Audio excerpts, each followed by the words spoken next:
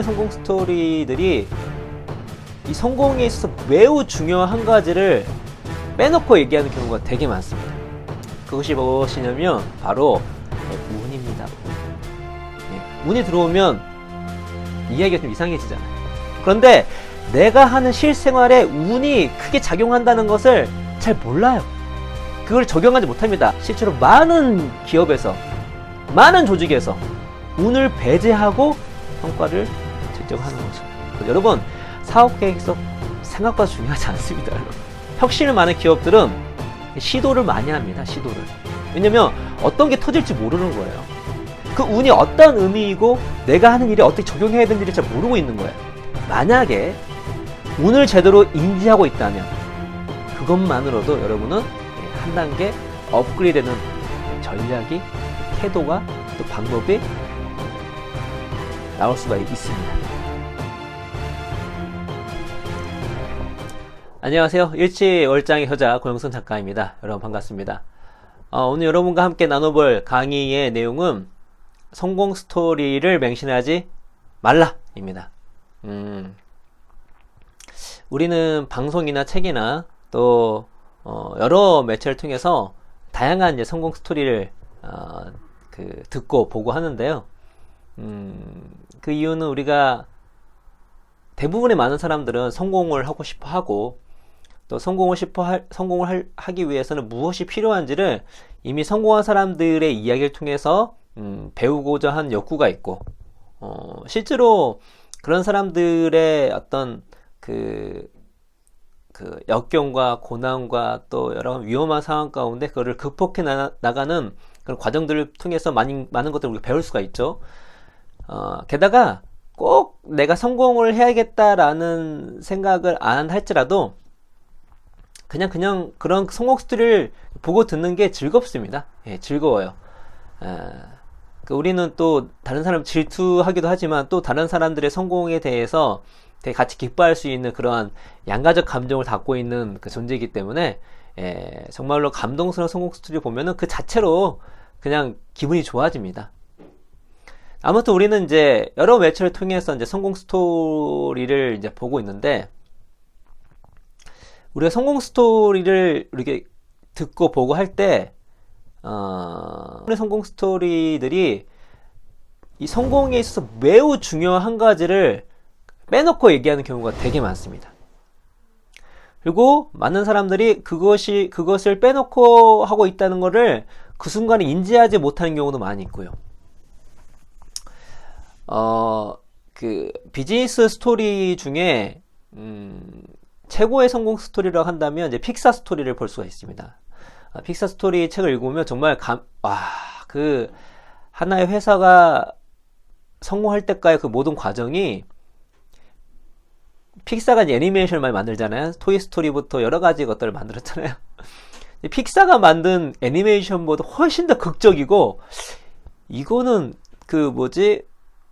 어떤 소설보다 더, 현실이 소설보다 더 소설 같은, 이런 일이 벌어질 수 있구나 할 정도로 너무나 극적이고 감동스럽고 너무나 멋진 그런 이야기입니다. 나중에 이제 여러분께 기회 되면, 픽사 스토리를 한번, 책을 한번 읽어보시고, 제 책에는 이제 그 내용이 이제 간략하게 나옵니다.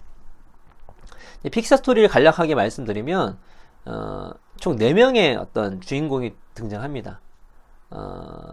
존 레시터라는 사람이 있는데, 이 사람은 그야말로 월트 디즈니 이후에 최고의 애니메이터라고 할 수 있는 사람이고, 그 다음에 에드윈 캠멜과 스미스, 엘비 레이 스미스, 이 두 사람은 그야말로 3D 애니메이션의 거의 모든 이론적 토대를 만들었다고 볼 수 있습니다. 에드윈 캠멜 같은 경우는 저도 이제 이쪽 계통이 아니어서 잘 모르지만 바이큐빅 패치, Z 버퍼, 텍스트 매핑이라는 컴퓨터 3D 그래픽 분야에 이게 역사적인 획을 긋는 개념이라 하더라고요. 이거를 이제 만들었고, 게다가 픽사 자체가 3D 애니메이션을 처음으로 만든 회사이기 때문에 그와 관련된 모든 기술들, 개념들을 이 두 사람을 통해서 창안됐다고 해도 과언이 아닐 정도의 어마어마한 사람이고, 거기다가 여러분께 잘 알고 계시는 스티브 잡스까지 이 이제 멋진 4명이 이 일을 해내는 그 픽사를 만들었는데, 얼핏 보면 엄청난 엘리트들이 만든 것 같잖아요. 근데 실제로 그렇지가 않습니다. 이 네 사람이 여기 픽사로 모였을 때는 모두 다 패배자였어요. 그러니까 지금이야 우리가 대단하다고 하지만 그 당시에는 패잔병들의 모임이었습니다. 에드윈 캠멜은 보잉사에서 정리해고 당했고요.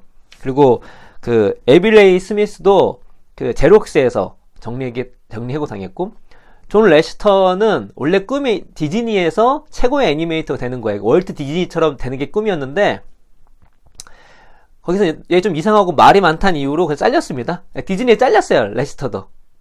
잡스는요. 잡스가 이때 이 픽사를 이끌었을 때는 자신이 맡는 애플에서 쫓겨난 상태였어요.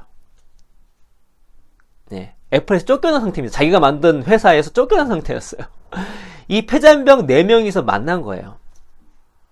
이 패잔병 4명이서 만나서 그것도 10년 동안 수익을 내지 못하는 가운데서도 잘 버텨낸 다음에, 예, 토이스토리를 만들고 이제 정말 이런 애니메이션계의 획을 긋는 엄청난 성공을 이제 거둔 거죠.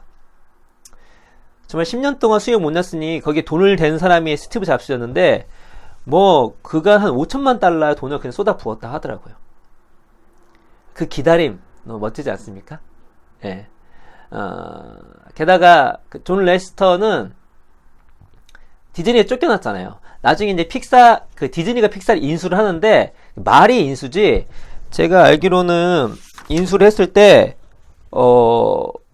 디즈니 한 주당 픽사 주식 한 주당 디즈니 2.3주로 교환을 했기 때문에, 디즈니가 픽사를 인수한 것 같지만, 실제로 봤을 때에는, 예, 픽사가 디즈니를 거의 굴복한 거나 마찬가지였고요. 이 인수를 통해서 스티브 잡스는, 예, 디즈니의 최대 주주가 될 뿐만 아니라, 레시터는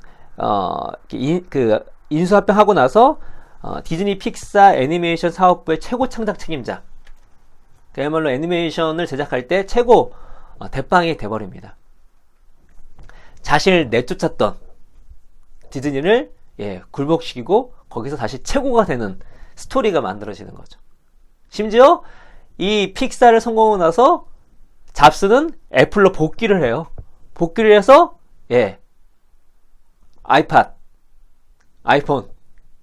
예, 를 이제 초대박 아이템을 만들게 되면서 애플을 지금 현재 시가총액 1위인 회사로 만들고, 그 비즈니스의 시대의 아이콘, 혁신의 아이콘으로 남게 되죠.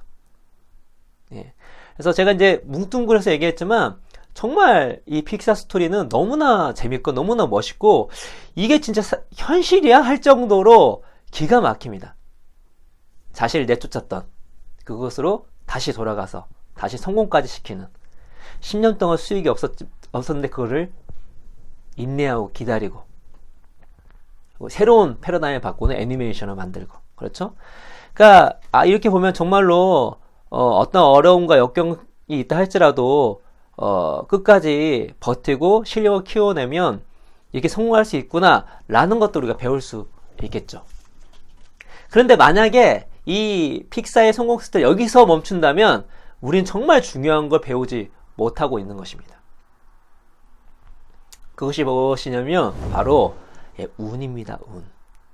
예, 픽사 스토리가 어떻게 성공할 수 있을까요? 예, 운이 매우 큰 작용을 했습니다. 운이. 그냥 볼까요? 에드윈 캠멜은 3D 그래픽에 대한 어마어마한 업적을 남겼잖아요. 박사예요. 그쪽 분야 박사인데, 원래 박사가 아니었어요. 예, 보잉사에서 잘리고 나서 뭘 하나 하다가 근데 박사는 할까 하고 박사를 한 겁니다.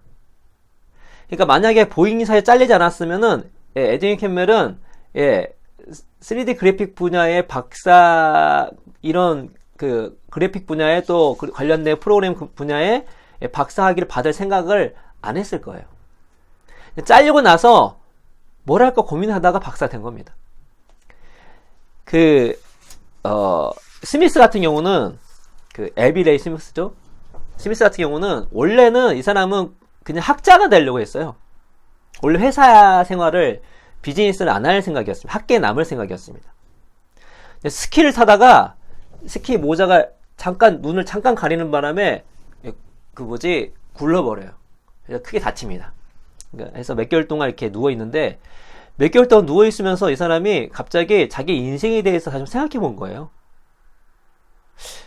정말 내가 그 학계에서 안정적으로 살 것인가? 아니면 정말 이게 내가 원하는 삶인가? 그래서 병상에 있으면 스스로에게 질문을 던집니다. 그래서 결론은 그래, 나는 좀 더 역동적인 세계로 뛰어들어야 된다 하고 나서 학계를 떠납니다. 그러니까 되게 우연히 사고가 난 거거든요. 그것도 본인이 잘못한 것보다 바람 날려가지고 이 모자가 눈을 잠깐 가리는 거를 가려서 어쩔 수 없이, 그러니까 예상치 못한 사고가 터진 거죠. 그 사고가 안 터졌으면 스미스는 학계에 남았거나 아니면 나중에 그 생각을 나중에 비즈니스로 계로 가야지 했을 때에도 픽사나 에드윈 캠멜과 같이 함께할 확률은 별로 없다고 볼 수가 있겠습니다. 스티브 잡스는 어떻죠? 잡스는 처음부터 여러 가지 운이 작용한 겁니다. 잡스는 이제 입양한 거거든요. 입양하고 나서 그 부모님이 원래는 실리콘밸리에 안 살았는데 실리콘밸리로 이사를 하게 됩니다. 실리콘밸리로 이사하고 나서 워즈니악을 만들게 되면서 애플을 만드는 거예요. 벌써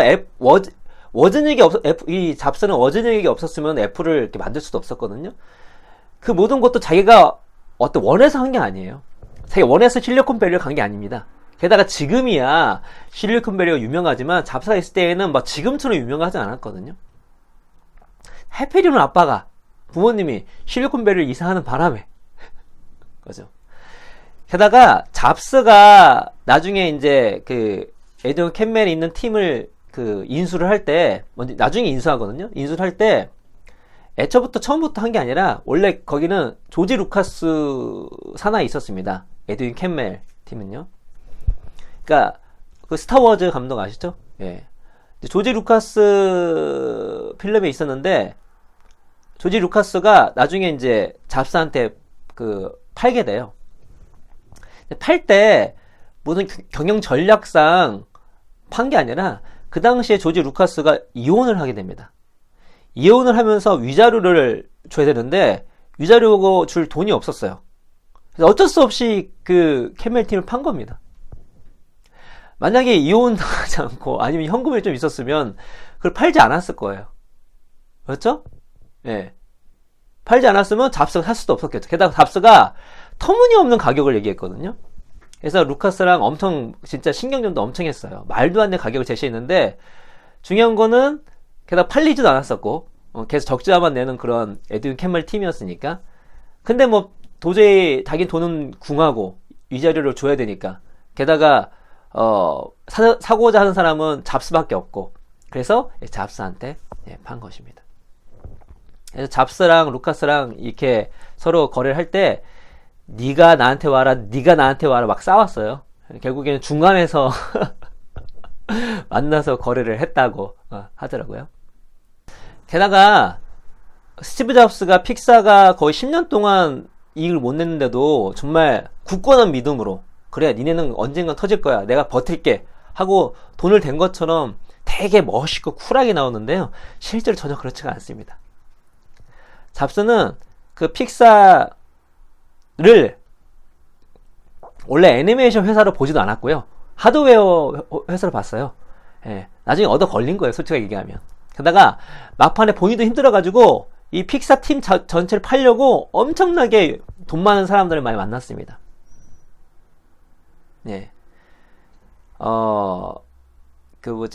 만난 사람 중에 마이크로소프트도 있어요. 그리고 아무튼 마이크로소프트 있었는데 마이크로소프트가 이제 결국적으로 이제 사진 않았죠. 만약에 마이크로소프트가 픽사를 잡스한테 샀으면 어떻게 됐을까요? 그래서 잡스는 애플로 복귀를 할 수나 있었을까요? 애플로 복귀할 수 있었던 것이 픽사를 성공했기 때문에 가능했던 것이었거든요. 팔려고 했는데 중요한 건 사는 사람이 없어요. 사는 사람이. 예. 그리고 이제 픽사 그 애니메이션이 이제 토이스토리가 어느 정도 만들어졌을 때는 그때는 조금 사람이 나타났는데 잡스가 그래도 똑똑하니까 이거 되겠는데? 뭔가 이상한 일 벌어지겠는데? 해가지고 이제 갑자기 안 팔기 시작합니다. 그 책 보면요, 잡스가 갑자기 안 판다고 그래요. 뭔가 느낌이 팍 와가지고. 그것도 운이 있었던 거죠. 예. 잡스가 이렇게 참았던 것도 결국적으로 어느 누가 사지 않았기 때문에 끝까지 토이스토리가 나올 때까지 버티니 형국이 됐다라는 걸 알 수 있고요.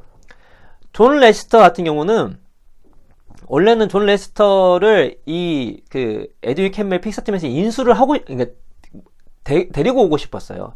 근데 자기네는 뭐 돈도 못 벌고 있는 그냥 조그만 회사였고, 디즈니에 레스터가 원래 있었잖아요. 데려올 수가 없었던 거였어요. 근데 어느 날 우연히 어떤 모임에서 레스터를 만나게 됩니다. 만나서 에드윈 캠벨이 이제 둘이 만나요. 그래서 이제 안부를 정하죠. 잘 지내시냐고. 그래서 요즘 어떠시냐고 했더니 레스터가 요즘 프로젝트가 잘 안 돼가지고 조금 잠깐 쉬고 있다 그러는 거예요. 이제 회사에서 프로젝트별로 이제 일을 하니까 그러냐고 하고 그냥 헤어졌어요. 우연히 그걸 만났는데 또 그렇게 얘기한 다음에 그냥 헤어졌습니다. 헤어진 다음에 이제 에드윈 캠벨이 스미스한테 전화 걸어요. 야, 나 이렇게 우연히 존 레스터 만났는데 프로젝트가 뭐 안 되고 요즘 이러고 있단다. 딱 하니까 스미스가 순간적으로 그게 프로젝트가 끝난 게 아니라 디즈니에서 나온 거라는 느낌을 받게 돼요. 그래서 에드윈 캠벨한테 지금 가서 당장 잡아라. 보니까 디즈니에서 나온 것 같다. 바로 잡아라. 해가지고 전화를 끊자마자 바로 레스터한테 가가지고 자초처럼 물어봅니다. 물어봤더니 역시나 그게 뭐 잘렸다고 말하기 그러니까 그냥 프로젝트를 쉬고 있다고 그냥 거의 반 거짓말을 한 거예요. 레스터가. 스미스가 이제 캠벨은 그걸 몰랐지만 스미스는 그걸 알고 뭔가 느낌이 왔던 거죠. 그래서 존 레스터를 영입을 하게 됩니다. 우연한 만남으로. 게다가 만약에 에드윈 캠벨이 스미스한테 전화가 안 했으면은 그런 기회도 없었겠고, 또 나중에 레스터가 실력이 없는 사람이 아니었기 때문에 좀 시간이 지나면 다른 곳에서 일을 할 수가 있었거든요. 아무튼 그 우연한 만남으로 이렇게 됐다는 거.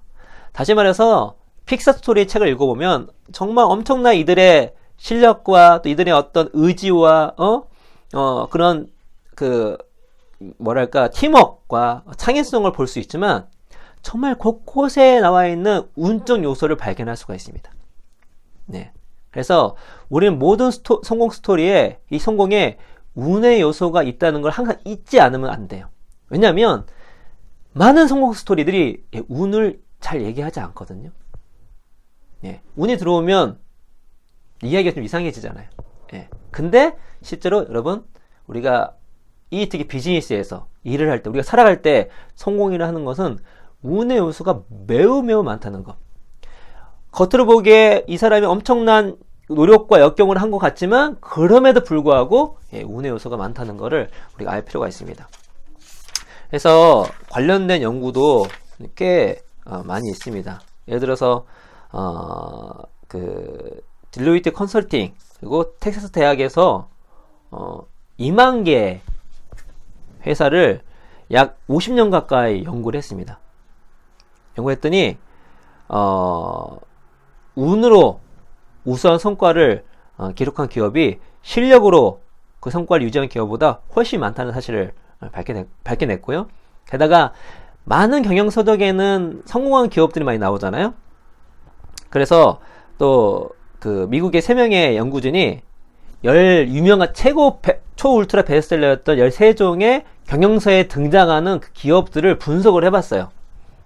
얼마나 애들이 실력으로 그렇게 엄청난 성공을 했냐, 아니면 우주 요소가 있었냐를 판단했더니 그냥 실력만으로 최고의 성공을 거둔 기업이 4분의 1도 되지 않았다고 합니다. 그러니까 70% 이상이 엄청난 운을 얻고 갔던 거죠. 만약에 근데 대신 이 경영서들은 운에 대해서 얘기를 대부분 하지 않아요.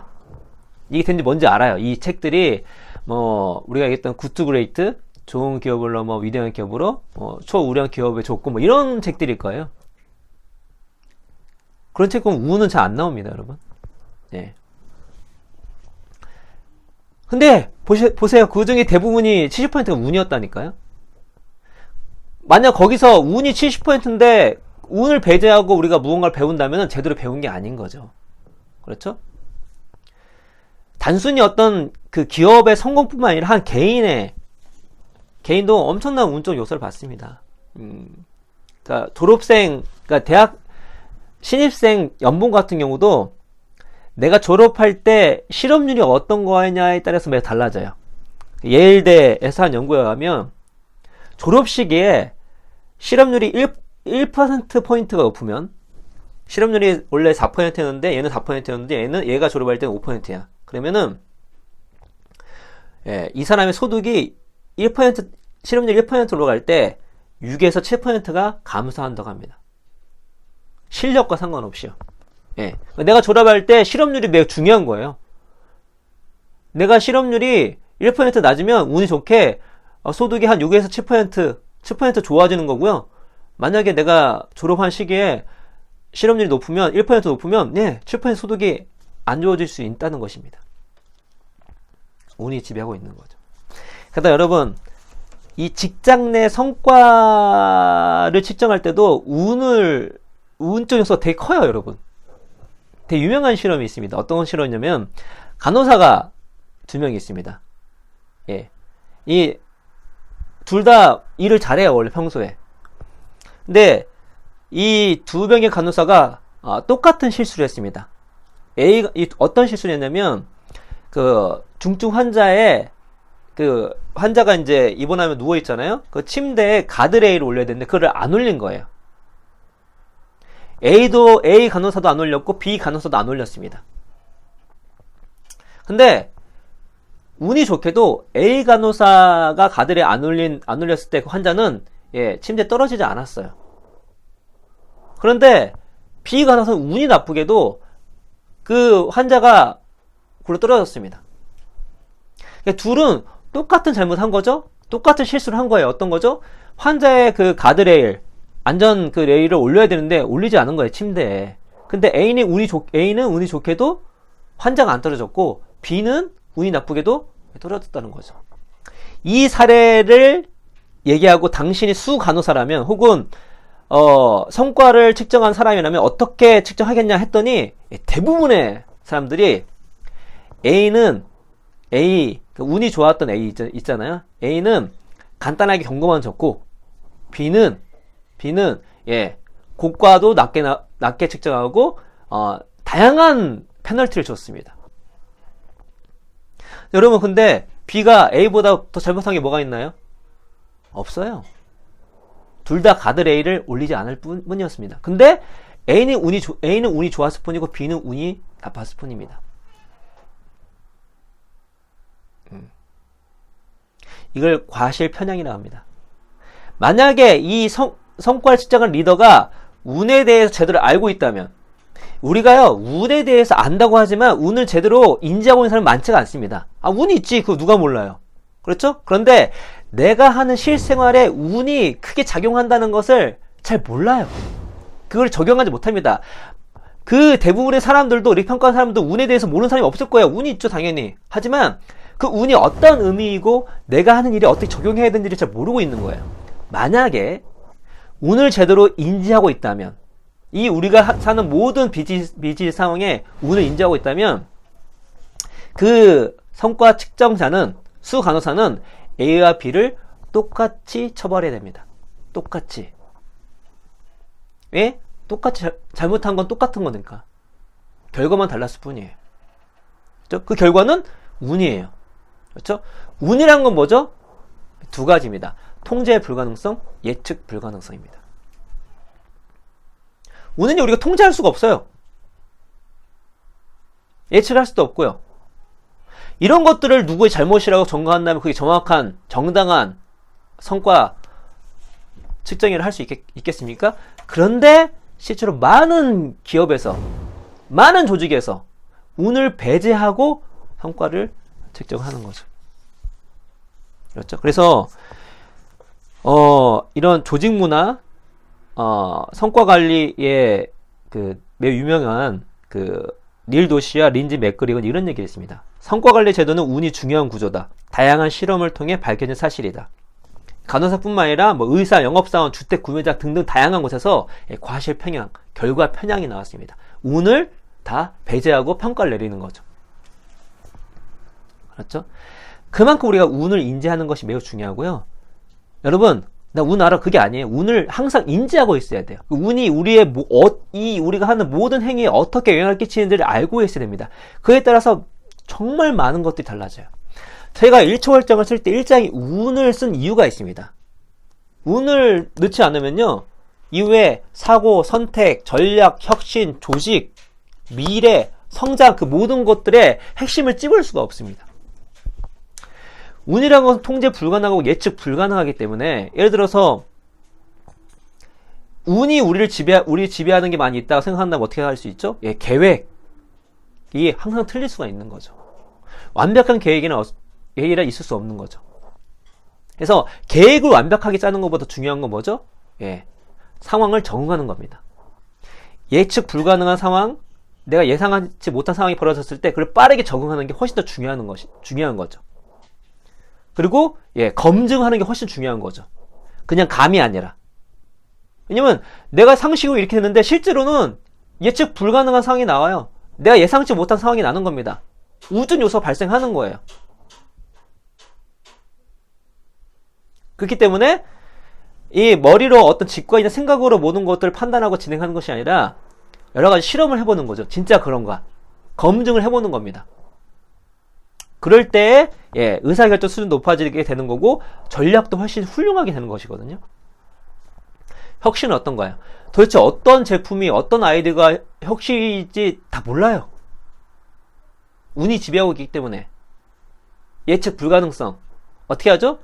그래서 진짜 혁신가들은, 혁신을 많은 기업들은 시도를 많이 합니다. 시도를 많이 만들어보고 많이 도전해봐요. 왜냐면 어떤 게 터질지 모르는 거예요. 어떤 게 터질지 모르니까 어떻게 되죠? 많이 할수록 혁신의 기회가 오는 겁니다.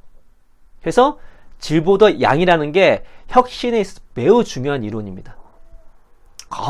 가장 중요합니다. 근데 이거를 운적 요소, 운이라는 걸 인지 못하면, 통제 불가능성, 예측 불가능성을 인지하지 못하면 그런 전략을 구사할 수가 없는 거죠.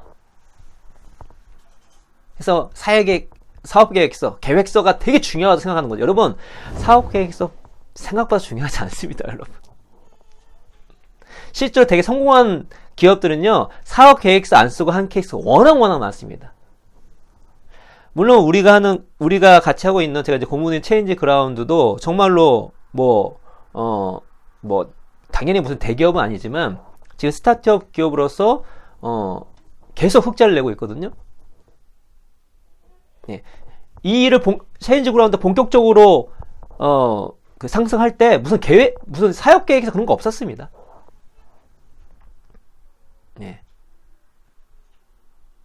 너무 이 계획에 에너지를 투자하는 게 아니라,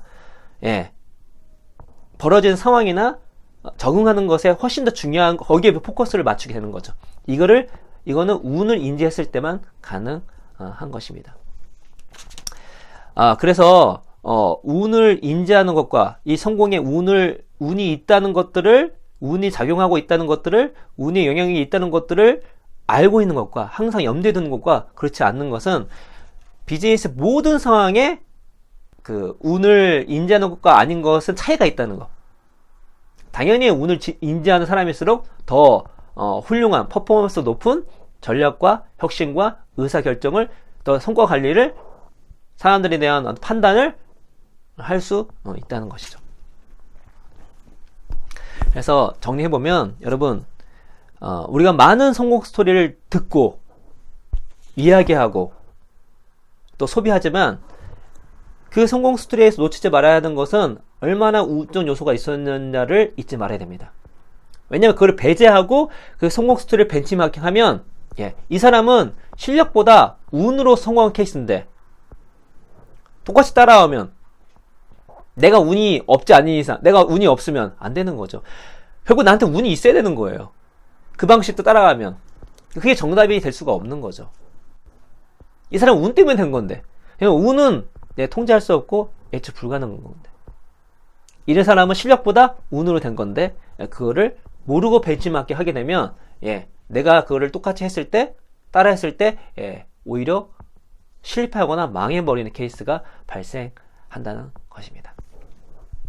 그래서 우리가 성공 스토리를 절대 맹신하지 말라는 이유는, 바로, 운. 이 요소가 우리 성공에 매우 큰 영향을 발휘한다. 특히나 우리 비즈니스, 일하는 것에서는 어마어마하게 영향을 미친다는 것을 아시면 그것만으로도 여러분은 한 단계 성장하고 한 단계 수준이 높아지는 일을 할 때 한 단계 업그레이드되는 여러분의 자신이 될 수 있을 거란 생각이 듭니다. 그래서 책에서는 운에 대해서 다양하게 이야기를 많이 했거든요. 그래서 다음 시간에는 우리가 이제 운을 알았는데, 그래, 운 좋아, 알겠어, 운 인지해야 돼. 그러면 그 운을 뭐 내가 어떻게 그냥 놔둬? 그냥 근데 가만히 있어야 돼? 그건 아닌 거죠. 그 운을 인지하면, 운의 속성을 이해하면, 운을 내 편으로 만들 수 있는 전략이, 그 태도가, 또 방법이 나올 수가 있고, 그게 있습니다. 그래서 다음 강의 때는 운을 내 편으로 만드는 특별한 3가지 태도에 대해서 하겠습니다. 그리고 그 3가지 태도뿐만 아니라 책 전반에 흐르는 전략이나 뭐 혁신이나 조직 문화나 또 우리가 미래 트렌드를 볼 때도 그 운을 어떻게 내 편으로 만드는지가 나오거든요. 근데 그런 것들은 이제 또 그 파트에 맞춰서 할 것이고, 다음 강의 때는 그거에 상관없이 항상 가지면 좋을, 운을 내 편을 만들기에 항상 가지면 좋을 특별한 태도 3가지에 대해서 한번 말씀해 보도록 하겠습니다. 여러분 잊지 마십시오.